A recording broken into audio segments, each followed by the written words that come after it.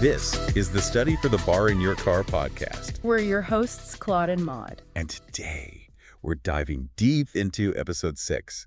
This is a big one because we're officially wrapping up our look at intentional torts. That's right. We're zeroing in on something absolutely fundamental, defenses to intentional torts. Yeah, and for anyone studying tort law, really getting these defenses, it's like unlocking a secret level. It's where the law gets, truly nuanced. It really is. It balances individual rights with, well, the broader needs of society. Our mission today is to equip you with those surprising insights, those moments where you go, aha, revealing when an act that looks like a tort might actually be perfectly justified.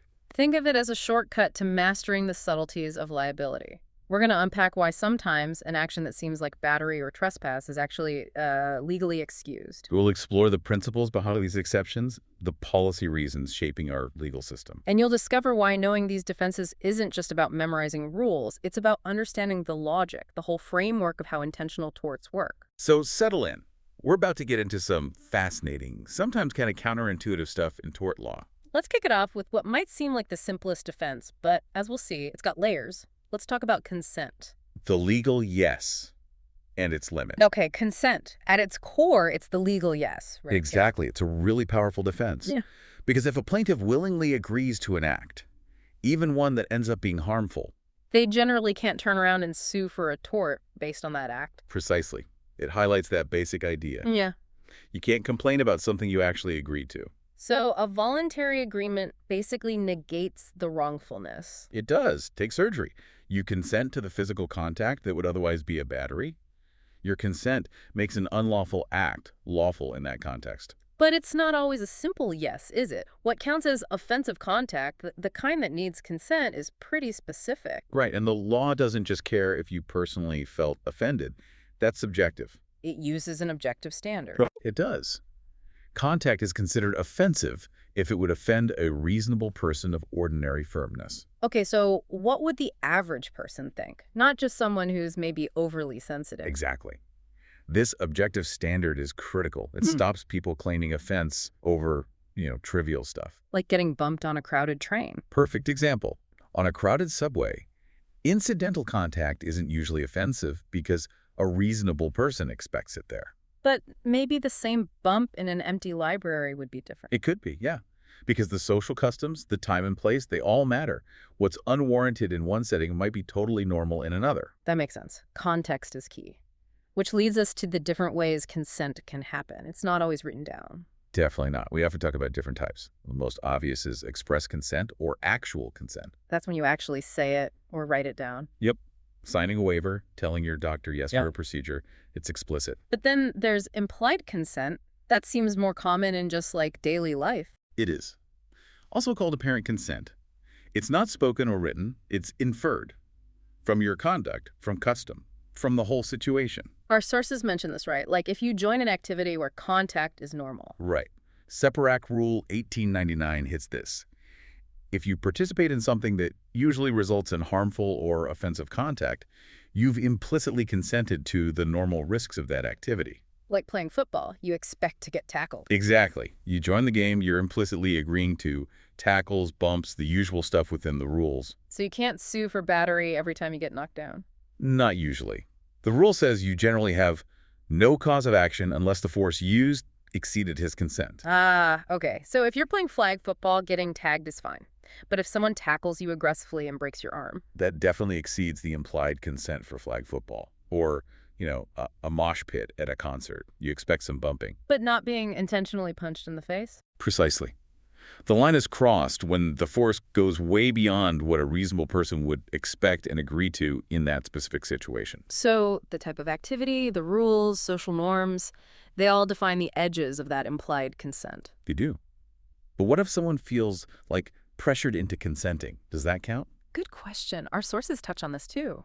Yeah, Separac Rule 1904 says, implied consent to battery is not valid if a reasonable person felt they were forced to submit. So it has to be truly voluntary, no coercion. Right. If you feel intimidated or physically forced to agree legally, that's not real consent. It lacks genuine volition. Makes sense. The law values actual free will. Now, shifting gears a bit, but still on consent, Informed consent in medicine. This is huge. Absolutely critical in medical malpractice. Doctors have a duty to disclose material risks and get informed consent. Okay, define material risk. What does that actually mean? Generally, it's a risk that a reasonable patient would think is relevant when deciding about treatment. It's about giving the patient enough info to make a real choice. So it's patient-focused, not just what the doctor thinks is important. Increasingly, yes.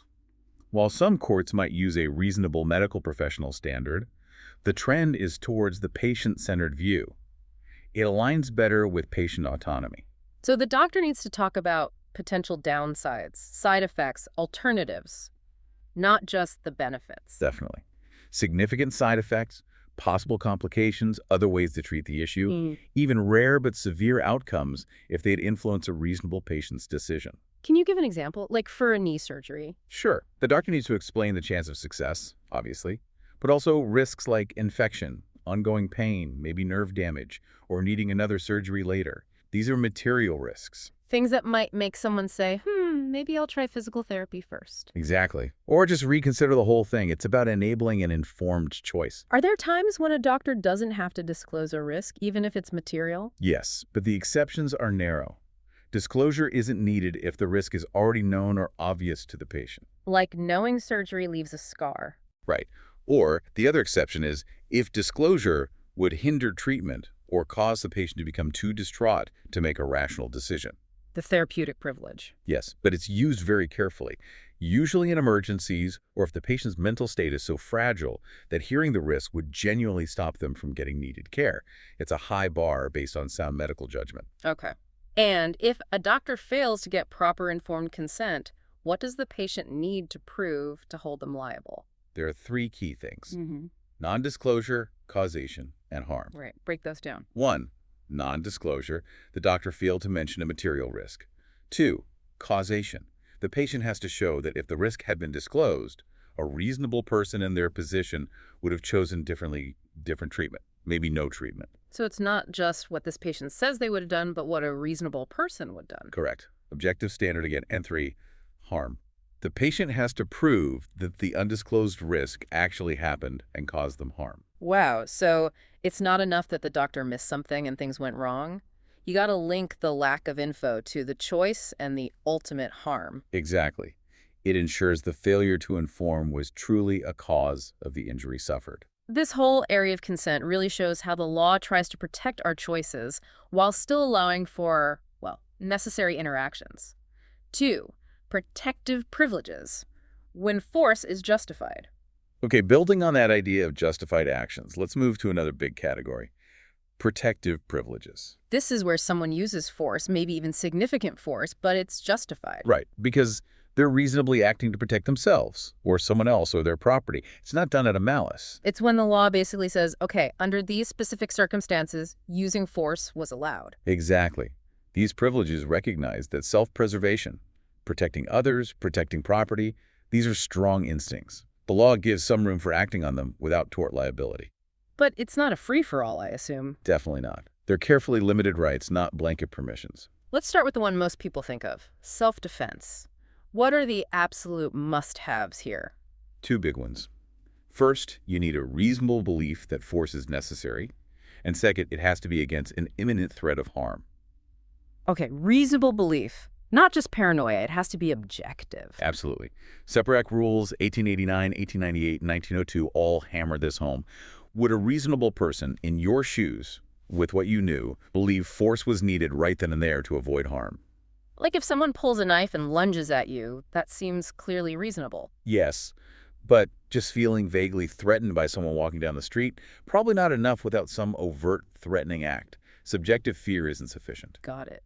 Objective reasonableness. And what about the amount of force? Can you just go all out? No, that's the second key principle: proportional force. The force used must be reasonably necessary to counter the threat. So match the force you're facing, essentially. Or maybe just a bit more, but not excessive. That's the idea. If someone shoves you, pulling a gun is not proportional. It has to be reasonably related to the harm you're trying to prevent. What if the threat is really serious, like life-threatening? Then we talk about deadly force, and the standard is higher. Separate Rule 1896 is clear.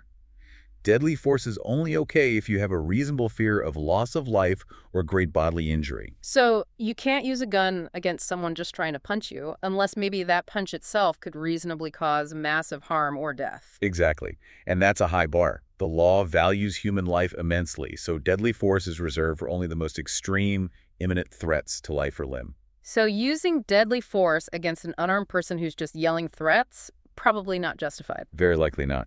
The force has to match the severity of the immediate threat. Now, something often debated is the duty to retreat. Do you have to try and run away first? Yeah. Our specific rules don't detail this, but it's a major common law point. The majority rule in the U.S. is no duty to retreat. If you're lawfully present somewhere and face an imminent threat, you can stand your ground. But there's another view. Yes, the minority view and the restatement approach imposes a limited duty to retreat. You generally have to retreat if you can do so safely before using deadly force. Unless you're in your own home. The castle doctrine. Right. The duty to retreat usually doesn't apply in your own home. But outside the home, in these minority jurisdictions, you need to consider if a safe retreat is possible first. That's a huge difference depending on the state. What if you started the fight? Can you still claim self-defense? Generally, no. That's the initial aggressor rule. If you throw the first punch, you usually lose the right to self-defense. Unless you clearly withdraw from the conflict, communicate that withdrawal, and the other person then continues or renews the attack. Only then might you regain the privilege. Okay, that makes sense. Now, what about mistakes? What if you think someone has a gun, but it's just a phone? The law allows for reasonable mistakes. Separate Rule 1906 says, reasonable mistake is allowed in self-defense. So if you genuinely and reasonably thought it was a weapon in that dark alley and used proportional force? Your defense might still hold up, even if you were wrong about the object. The key is the reasonableness of your belief at that moment. But there's a catch if you know the attacker is mistaken, right? Yes, a nuance from Separate Rule 1903. If you realize the attacker is mistaken about who you are, for example, and you have a safe chance to correct them and stop the attack, you should try to do that first. you should. If you have time to say, hey, wait, wrong person, and potentially de-escalate safely, you generally can't just jump straight to using force. The law prefers avoiding harm, if possible. Okay. One last thing on self-defense. What if you're defending yourself reasonably, but you accidentally hit an innocent bystander? Separate Rule 1907 covers this. If you're legitimately protecting yourself and accidentally injure a bystander, you're generally still protected by the defense. So the privilege extends to cover that collateral damage? Yes, provided the initial act of self-defense was justified and reasonable. The law recognizes things can get messy in emergencies. That's interesting. It reminds me of the example where someone tackles another person to stop them from committing suicide. Right. Separate Rule 1889 implies that. Using reasonable force to prevent imminent self-inflicted harm can also be privileged. It's about preventing serious harm, regardless of the source. Okay, so that's self-defense. What about jumping in to help someone else? Defense of others. The principles are very similar. Separate Rules 1889 and 1905 confirm you need a reasonable belief that the other person was in danger of imminent harm, and you must use proportional force. So you kind of step into their shoes. If they could defend themselves, you can defend them. That's the general common law idea, yes. Our sources give an example. C tells A to stop attacking B, threatening force. C isn't liable for assault if it looked like A was about to seriously harm B. And what if you're mistaken? You think someone needs help, but they actually started it.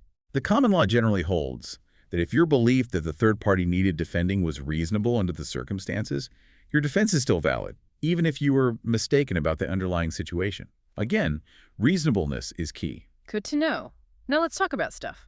Defense of property. This feels different. It is very different. The law values property much less than life or bodily safety. Separate Rule 1888 says you can use only as much force as is proportional and reasonably necessary to protect property against immediate danger. And reasonably necessary usually means much less force here, right? Much less. Crucially, no deadly force just to protect land or property. That's a bedrock common law principle, reinforced by Separate Rules 1791 and 1894. So no setting up spring guns or traps designed to seriously injure a trespasser. Absolutely not. A landowner is liable if they cause serious injury to a trespasser who wasn't threatening them with serious injury. Using more force than necessary becomes assault and battery. Human life always comes first. What about, say, asking them to leave first? Is that required? Generally, yes. The common law principle of request to desist usually applies. If someone's just trespassing peacefully, you should ask them to leave before using any force, unless doing so would be futile or dangerous. Okay. What about things like barbed wire fences? Or beware of dog signs? Separate Rule 1897 addresses mechanical devices.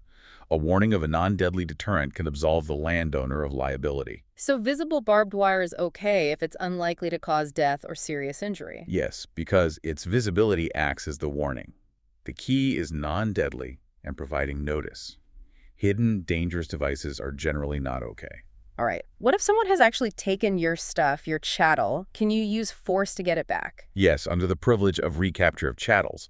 Our outline notes a broader privilege here if the item was wrongfully taken. And this is usually tied to acting quickly, like right away. Yes, the concept of timeliness or hot pursuit is critical. The privilege is strongest when you act immediately after the taking. What does wrongfully taken mean exactly? Our outline specifies. Taken by a tort without claim of right, like theft, or under a claim of right, but via a tort like fraud or duress, or if it's literally being removed from your premises right now. So if someone snatches my phone and runs, I can use reasonable force to stop them and get it back immediately? In that hot pursuit scenario, generally yes, reasonable, non-deadly force. But if time passes or they sell it to someone innocent, you usually have to use legal channels, not self-help. And mistake is risky if you forcibly take back something that wasn't actually yours or wasn't wrongfully taken. You could be liable. Okay. What about that tricky situation where someone had lawful possession but now refuses to return it? Like a caretaker example. Yes. That's a bit more complex and often a minority view. If someone had lawful custody, like the caretaker living in the cabin, but their right ends and they refuse to leave or return the property upon proper demand. Then maybe reasonable force could be used. Under that specific view, yes, reasonable force might be permissible to regain possession of the land or chattel. It's highly fact-specific and hinges on the prior lawful possession clearly ending and a proper demand being made. That really shows the fine lines the law draws around protecting property versus personal safety. The unavoidable justification. All right, let's pivot to another really interesting defense. Necessity. This feels different again. It's not about protecting yourself directly, but about breaking the rules because circumstances kind of force your hand. Exactly. Necessity is like a choice of evils defense. You commit what would normally be a tort, usually trespass, because it's reasonably necessary to prevent a much greater harm. Like the lesser of two evils? Precisely. It's rooted in public policy. Sometimes causing a smaller harm is better than letting a catastrophe happen. We mostly see it with property torts. And there are two types, right? Public and private. Correct. Public necessity is when you act to protect the community or a large group of people. Like tearing down a house to stop a fire spreading through a town. That's the classic example. The key is the threat is to the public good. And if you successfully claim public necessity, It's a complete defense. You're not liable for any damages caused. The law wants to encourage people to act in a public emergency. makes sense. You don't want someone hesitating to save a town because they're worried about getting sued. Now, what about private necessity? This is where you act to protect yourself or another person or your own property. Yes, and this is where it gets really interesting. As several Separate rules highlight, 1891, 1893, 1895, 1901, you have a privilege to enter someone else's property if it's necessary to protect yourself or your property from serious harm. So the act of trespassing itself is excused. It is. The landowner can't sue you just for being there under private necessity. But, and this feels like the twist, it's not a complete defense, is it? You got it. This is crucial. While the trespass is excused, the defendant must pay the plaintiff for any damages to the plaintiff's property. Separate Rules 1891 and 1901 really emphasize this. It's a conditional privilege. So, example. A huge storm blows up suddenly. I have to tie my boat to your private dock to stop it from sinking. I'm allowed to be there. I'm not trespassing. Correct. But if my boat bangs against your dock and causes damage during the storm, I still have to pay for those dock repairs. That's precisely it. Separate Rule 1893 gives that boat example. And importantly, if the dock owner untied your boat in that situation, causing it to be destroyed, they would be liable to you. They can't interfere with your privileged act. Wow. And Separate 1895 mentions parking a car on someone's land to protect it from a storm. Same idea. Same idea, not trespass due to private necessity. And if the landowner tried to forcibly remove your car and damaged it, they'd be liable. That's fascinating. Your property rights aren't absolute when someone is facing serious harm and needs temporary refuge there. The law prioritizes avoiding the bigger harm. But then it balances things by making the person who benefited financially responsible for the actual damage they caused. It's pragmatic. It encourages necessary emergency actions but still respects property rights by ensuring compensation for harm. 4. Other considerations for intentional tort defenses. Broader context. Okay, we've hit the big defenses: consent, protective privileges, necessity. But there are some other important points that really help clarify how intentional torts work, especially how they differ from, say, negligence. Absolutely. Understanding these distinctions is key, especially for exams, because they highlight the unique nature of intentional wrongs. Let's start with a big one: how negligence defenses apply, or rather, don't apply. What about contributory negligence if the plaintiff was careless too? Huge difference here. Separate Rule 1890 is crystal clear. Contributory negligence is not a defense to intentional torts like assault, battery, or false imprisonment. So even if I was acting carelessly, maybe walking alone late at night, that doesn't excuse someone intentionally attacking me. Not at all. The defendant's intentional wrongdoing is considered fundamentally different, more blameworthy, than the plaintiff's carelessness. Allowing contributory negligence would, as the rule notes, potentially encourage batterers by reducing their liability. Okay, intentional act trumps negligence. What about assumption of risk? If the plaintiff knew there were dangers. Generally, the same principle applies. Assumption of risk is typically not a defense to intentional torts, as Separate Rule 1890 also states. So signing a waiver for, say, bungee jumping covers the inherent risks of accidents. Right, risks related to negligence in operating the activity. But it wouldn't cover the operator intentionally cutting the cord. Definitely not. Your consent to inherent risks doesn't extend to intentional harm. Now, there are nuances, especially in strict liability, as our outline mentions, if a plaintiff didn't knowingly confront the specific danger. Like the example of the driver hitting the explosive truck without seeing the sign. Exactly. They assume the general risk of traffic, maybe, but not the specific unknown risk of explosives. So assumption of risk might not bar recovery there, even if they were negligent in not seeing the sign. You have to knowingly confront the specific risk. Knowledge is key. Okay, another area, incapacity. Can young children or people with mental illness be held liable for intentional torts? This often surprises people. Separate Rule 1851 says minors, even a 5-year-old child, can be liable if they intended the act that caused the harm. Really? Even a 5-year-old? Yes. The focus is on whether they intended the physical act, the push, the contact, not whether they understood it was legally wrong or how much damage it might cause. If they knew with substantial certainty their act would cause harmful or offensive contact, the intent element for battery is met. So it's about intending the act, not appreciating the full consequences. What about mental illness? Generally, the common law principle is similar. Insanity is typically not a defense if the person formed the requisite intent to do the physical act constituting the tort.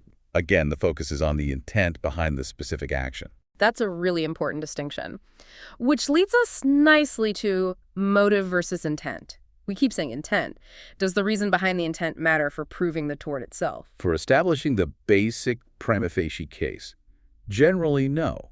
You need intent to act, not necessarily a bad motive or intent to harm.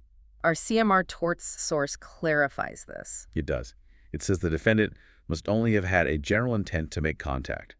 There is no need to prove a specific intent to cause harm. So if I playfully shove a friend as a joke, intending only the push, but they fall and get hurt, that's still battery. Potentially, yes. Your motive was friendly, but you intended the contact, and the contact was harmful. The why doesn't negate the what you intended to do, make contact. And this applies to things like conversion, too. Taking property you mistakenly think is yours. Right. The outline notes you only need to intend to do an act that happens to interfere with property rights, even if you reasonably but mistakenly believe it's yours.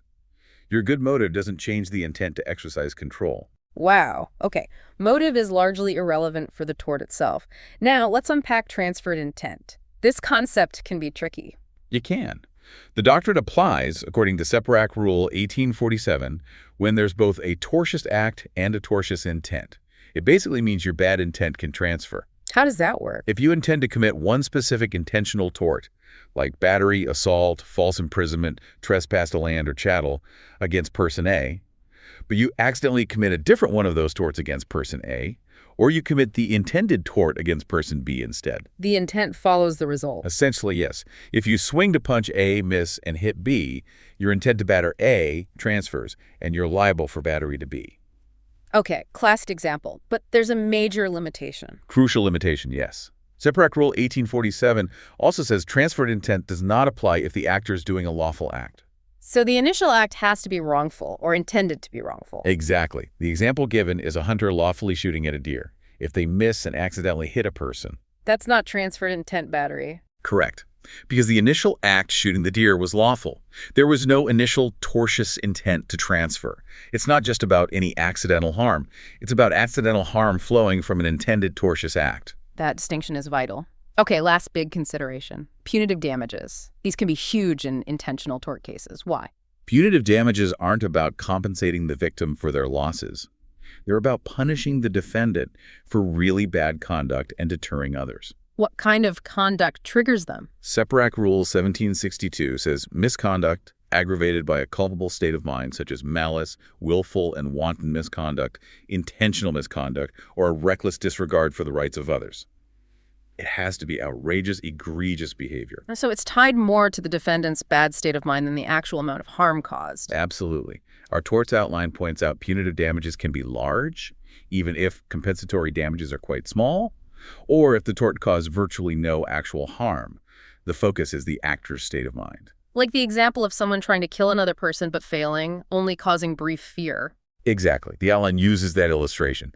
Minimal actual harm, momentary apprehension, but the actor's malicious intent to kill might justify a substantial punitive damage award. It sends a message. It really does. Punish and deter that kind of extreme behavior. This brings it all together, how the law looks at intent, not just for the tort, but for the consequences too. What a deep dive. It really is. Understanding all these layers of intent and the corresponding defenses is just fundamental to getting a solid handle on intentional torts. Closing. Well, you made it. We've worked our way through the intricate world of defenses to intentional torts. Hopefully this deep dive gave you some of those aha moments. Yeah, and a clearer picture of when an act that seems like a tort might actually be, legally justified. Yeah. It's all about that nuanced view of responsibility. We definitely want to give a huge thank you to Angela for her fantastic torts notes. They were, as always, incredibly helpful for structuring this deep dive. Absolutely. And with this, we are officially wrapping up our section on intentional torts. Next time, get ready, because we're moving into the equally fascinating and sometimes slippery world of defamation. Okay, just a few quick housekeeping things before we sign off for today. Please remember, Angela is a student, just like you all listening. Right. She's not an expert. She hasn't passed a state bar yet. She's learning right along with you. And because of that, neither Angela nor this deep dive is giving legal advice. Please don't construe any of this as legal advice. And AI, well, it's clever, but it isn't always perfect. Sometimes we might make mistakes. Angela does her best to catch and fix any errors, but always double-check things yourself. Think of this deep dive as a supplement to your learning. It absolutely shouldn't be the only way you're studying for the bar. It's a tool, hopefully a good one, but just one tool. And please, safety first. Yeah. Especially if you're listening while driving. The most important thing is to be safe on the road. Seriously, if focusing on tort law is going to distract you from driving safely, please hit pause, listen later. Yeah. Don't cause a tort listening to torts. Okay, before we go, tradition dictates. Why did the law student bring a ladder to the bar exam? Oh boy. I don't know why. Because they heard the bar was set really high. Okay, that one wasn't too bad. A slight groan, maybe. This is Claude and Ma, your AI bots, signing off. See you on the next deep dive. Hasta la pasta.